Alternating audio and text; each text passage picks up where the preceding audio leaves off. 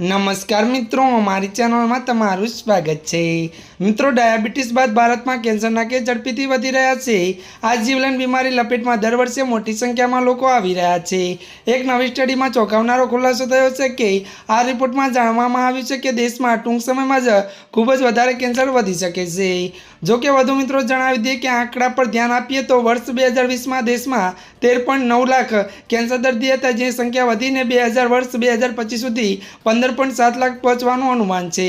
एटले के 5 वर्ष में कैंसरना केसों में 13% सुधी वधारो थयो छे। तो वधु आपने मित्रों ए पण जणावी दीए के रिपोर्ट अनुसार देश में युवा कैंसर हाई रिस्क में छे। ओછી उंमરના લોકો પણ તેના લપેટમાં આવી રહ્યા છે, જે ખૂબ જ ચિંતાજનક છે। આ સ્ટડીમાં જણાવવામાં આવ્યું છે કે ભારતની મહિલાઓ પણ બ્રેસ્ટ કેન્સર અને પુરુષમાં લંગ કેન્સર વધારે ઝડપીથી ફેલાઈ રહ્યું છે। હજી આ મિત્રો અત્યારની આ મોટી ખબર મળી રહી છે। ત્યારે મિત્રો આજના માટે આટલું જ। અમારી ચેનલમાં નવા હોય તો અમારી ચેનલને મિત્રો તમે લાઇક, શેર અને સબસ્ક્રાઇબ કરી દેજો। ધન્યવાદ।